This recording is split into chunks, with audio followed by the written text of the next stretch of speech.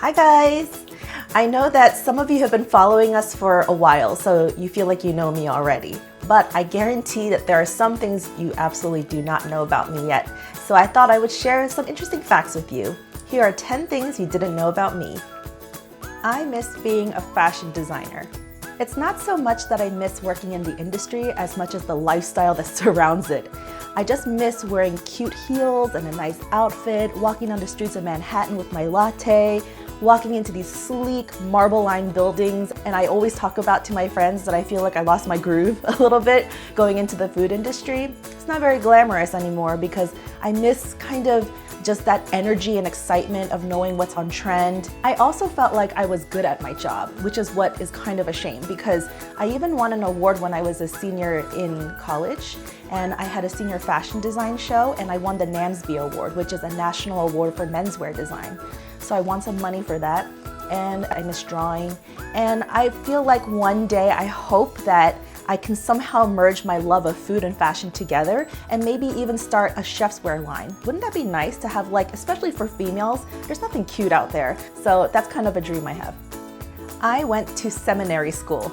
Yeah, it's kind of random. It's not like I was planning on ever becoming a pastor, but it was just because I wanted to understand the Bible more and also to know how to counsel people. So I ended up going to Westminster Theological Seminary in Philadelphia while I was living in New York and while I was still a fashion designer. I only ended up taking like a couple of classes and one semester of it because it ended up being too hard. I was consistently scoring C's or lower on all of my papers because it's hard work and there's a lot of reading involved, but I could only afford the time to read on the train, which was a 2-hour commute. That's definitely not enough time. So I ended up kind of quitting and dropping it after one semester, but I still get papers and letters in the mail, even to this day, asking when I'm gonna come back. Probably not anytime soon. I was a finalist on the Food Network Star Show. That's right, it's something that I was going through the entire process of while I was filming season 4, but I was under contract and not allowed to say anything. And it killed me because I really wanted to share it with you. I was excited while I was going through the whole thing. So, didn't get on the show, but basically I went to an open casting call in Chicago. The funny thing is that the casting recruiter who interviewed me specifically knew who I was already. She knew me as Chef Yoon, and she basically let me through the second round without even really answering more than a few questions.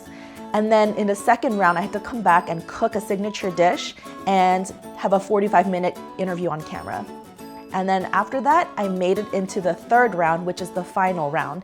And so I had to have an interview with the producers, I had to have an extreme intensive background check, and I had to sign a whole ton of paperwork just to make sure that everything was ready to go in case I make it onto the show.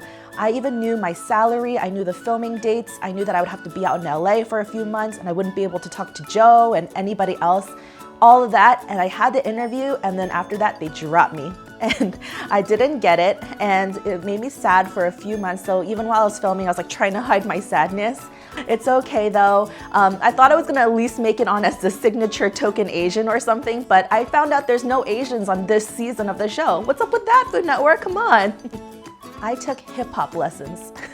I know that some people have told me that they can't imagine me doing that, but you guys don't know. I love to dance. It all started when I was 5. I took tap dance lessons, then I went on to ballet, and then when I was in college, I ended up taking hip-hop lessons because I don't know, it was just something that I wanted to do. So it wasn't even part of a college curriculum or anything. I just went to school in the main campus and then I walked into the city to take these lessons just on my own, on my free time. And I went every week and it was so much fun. But then I stopped when we got to popping and locking because it was just a little too hard for me. It just wasn't my natural style. And I haven't picked it up again, but I wish I could. So now I just love it when I get invited to weddings because I'll be the one dancing fool in the middle of the dance floor. It doesn't matter if Joe doesn't dance with me or no one else is dancing with me, I will dance up a storm. I am a social introvert. Even though it seems like I might be an extrovert, especially for what I do, like being on YouTube and putting myself out there constantly, the truth is that having too many conversations, being around too many people really wears me out. And so I can totally do it. I know how to talk to new people, have these kind of like casual conversations and it's not a big deal. But then afterwards, I have to go home and just zone out, have my alone time, watch TV, or just even go to sleep early because it really tires me out.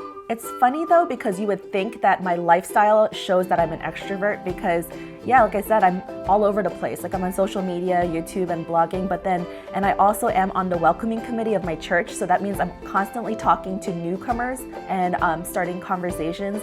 But yeah, I don't know. I feel like I can do it, but it's not something that I am naturally good at. It's just something that I kind of force myself to do, which is, a lot of my friends would probably be like, really? But it's true. I have trypophobia. I definitely have more of a mild case of this, but it's just an irrational fear of irregular patterns or clusters of small holes or bumps. And even me describing it is making my skin crawl. I cannot stand the look of things like a close-up of a sponge, aerated chocolate like a Nestle Crunch bar, anything like that. Anything, especially even like flocks of birds, or even like when birds are sitting very perfectly spaced apart on a telephone wire. It really creeps me out. It gives me the heebie-jeebies and I start shuddering and almost like sweating. Not everyone knows this about me, but some of my friends do, and then they purposely point out those kinds of things to me to be mean. But I'm not even going to show you images of this because if you even have like the mildest case of it, then you will not like me. So don't even Google it, because if you do, you will hate me forever. I never watched The Sound of Music. So I've never watched these classic movies, and Joe cannot believe that I have not watched things like that. So it was even to the point where I didn't watch Rocky, even though I'm from Philadelphia, until last year when we were in Korea and Joe's brother forced me to watch it. And then same thing with Top Gun. I watched that in Korea too, because again, everyone forced me to watch that. Things like Jaws, Back to the Future, which is Joe's like all-time favorite movie. I didn't watch that until like a couple years ago when he forced me to watch all of them. And then I finally watched Star Wars this past year because Joe's like, we're not watching the new one unless you know the history and the backstory of it all. So I was like, fine. So then we ended up watching all of them too. I don't know, but it's not like I was deprived of movies or like I never watched movies. I just watched different kinds of movies. Like at one point I actually memorized the whole movie of Clueless with Alicia Silverstone. I don't know, that's the kind of stuff that I watched. I don't want to talk about food all the time. It actually really exhausts me when people think that all I want to do is talk about food all the livelong day, because cooking and YouTube is my job, and it's like anybody else's job. It's what you do, it's not what defines you. But I think because I'm a chef and I have the whole Chef Julie Yoon like attached to it, everyone thinks when they see me in person that all I want to do is talk about like the latest restaurant or what they ate at where, and you know, that's really great and all, and I do appreciate food, but I'm not like the hugest foodie either. Like I obviously love food. I think about food a lot, but it's not like, you know, that's everything. I have so many other interests. And so sometimes, you know, I'll even get texts from friends where they're just asking me cooking related questions. And I'm like, I'm fine. I'm happy to answer those questions, but it's like, let's talk about something else. I mean, come on. I watch Game of Thrones too. I am a visionary. That sounds kind of like cocky or something, but basically I'm just an avid dreamer, and I'm constantly coming up and stewing up these ideas almost to a fault, to the point where like I can't turn my brain off. I'm always thinking about the next thing and the newest thing, and so sometimes that is a fault because it's like I can't really stay in the moment, but it's to the point where like I almost see and know what's going to happen or like what's going to result. And I'm not saying I'm some sort of like prophetess or like sorcerer, but like I just almost feel like I know what's going to happen next, and I have these like weird intuitions. And so it's to the point where I get really frustrated when we don't move faster towards that goal. So like for instance with even YouTube, that was my idea, starting to do YouTube. That's something that I wanted to do first, and I had to wait on Joe for an entire year for him to catch on and to be on board.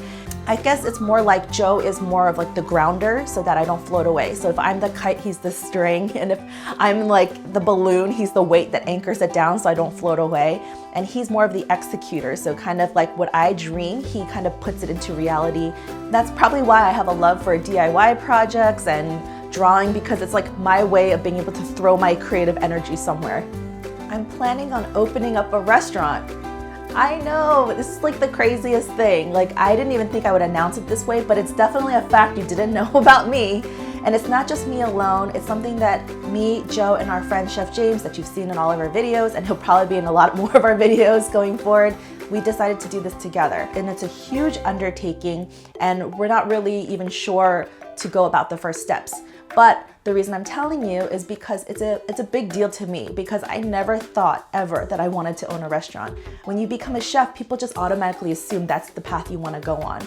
But for me, before I entered culinary school, I straight up was like, I'm not doing restaurant, I'm just gonna do food media. And that's the route that I decided to take, and that's where I went. But dreams change and times change, and you can't sometimes predict where your road's gonna take you, because it was just like, I had no idea that food styling would lead me to YouTube, and I had no idea that YouTube would lead me to have a desire to cook for people again, which would be a restaurant.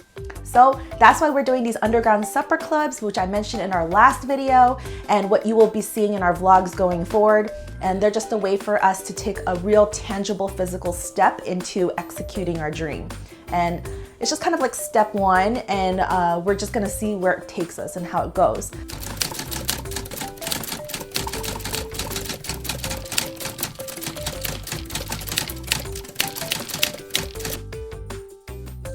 But the exciting thing is that you get to go on this journey with us and experience all of our process as it unfolds in real time. So I hope you're excited and that you will stick around and join us in our journey. Well, that was a lot of fun and kind of cathartic for me. I hope you enjoyed getting to know me a little better. If you want to know 10 things about Joe, leave a comment down below. He's shaking his head behind the camera right now, but I know you're interested in him, and we'll have to scrounge up some facts about him. If you enjoyed watching this video, then please let me know by pushing like, leave a comment down below, and subscribe to our channel. Thanks so much for watching. I'll see you next time. Bye.